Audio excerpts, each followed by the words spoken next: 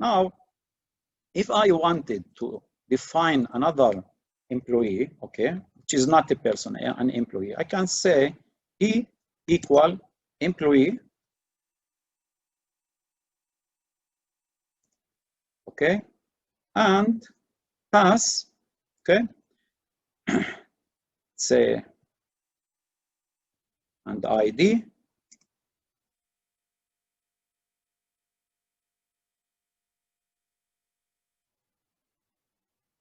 okay. So I'm not talking now about this option, not this object. This is not my demonstration focused issue. This is the demonstration that I wanted. This is the demonstration where I can instantiate an object of type employee. So I pass here the first two arguments, name and ID number, and then I can type the salary, and I can type some post, okay?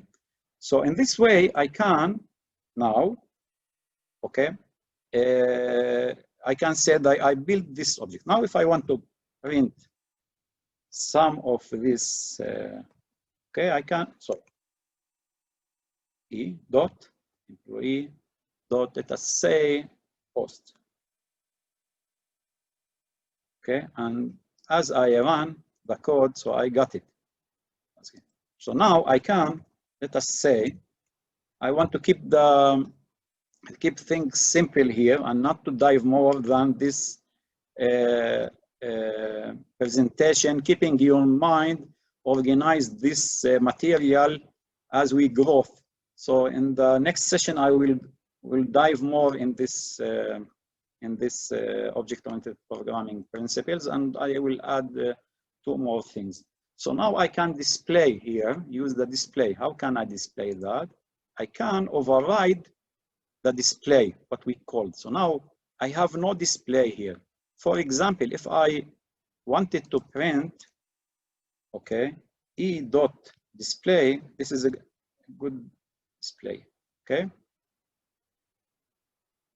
Now if I, and let me delete this, and now if I clear the output and run this, now as you can see, this display, even though it is not located, okay, it is not a part of the employee class, we can't see it here, but Python check to see the following logic. If the display are in the employee class, so it will be run immediately. If not, it check to see if the display is on the derived class, in the base class. Okay, this is the derived class, and this is the base class. So the display is in the basic class, so it will run it. So when it run it, so we got the name and the ID number, because the name and the ID number here are presented in the display. Now, if you ask me, so Joseph, how can I build the display so that it can display also the other information? So to do that, so I override, we call it, we override. We implement the same method, okay? So I can copy here the title, okay? The signature of the, okay, the method. This is the signature of the method, the same method. And now I can say, I can call, okay, person, okay? I can call person method, okay? Or even I can call self dot person, so sorry, self dot display, okay? Because self is the object that I'm running that I execute this method using it. So self will be the E. So E display here will be working. And now I can print out also, print, okay? self dot salary, and I can also print the post.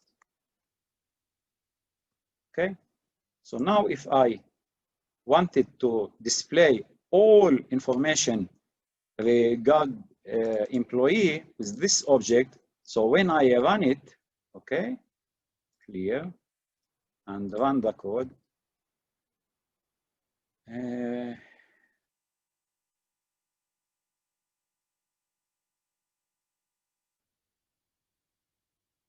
display, sorry, display, and I wanted, let me check that, strange.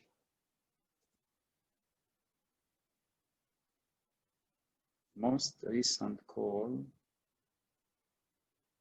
salary, display self, display self. So this is the self display. Yes, yeah, that's not will not working because here I'm calling a recursive. Okay, I'm calling this method again and again. So I need to call it. To override it, you know, by using the print now with self dot, sorry for that, self dot name, okay, and self dot ID number, okay. And there is a ways to overcome this issue, but I'm not interested to dive now. It is not good now. This is not a good place. Okay, so now if I display it, so when I run the code, let me clear here the code. As you can see, so we got all the information. So by using this approach, we reuse the person in our employee, and we can organize our code from the other side, the logic organization of our code to be used with the object-oriented programming paradigm. And this is the relation, we call it is a. The relation that we used before with before the inheritance, the composition, it's called, okay, this is kind of relation has a.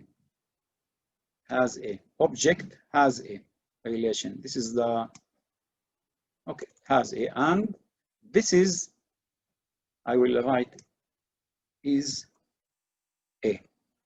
Okay, so here we can say employee is a person, but here we can say, okay, circle has a point. So this is a composition, okay, this is a composition, and this is the inheritance, okay, and this is the class, okay. Now this is the most efficient way to use object-oriented programming in Python. There is an advanced issue that we can deal when we want to deal with more hiding information and not allowing the object to access its properties directly, as is the case here. As you can see here, okay, we can access the, for example, e.name, okay. So I can type here any other name, yeah? But what if I type blah, blah, blah, yeah? So this is an issue that let me clear here. So run code. So as you can see, I could change the name with a blah, blah, blah name, okay? Or for example, I could, the salary, let's say, I could write illegal information which cause a secure coding to be a very problematic here. So in order to overcome for these issues, this is not the time to deal with that. This is the time to get your memory to understand, to remember the object and the composition and the inheritance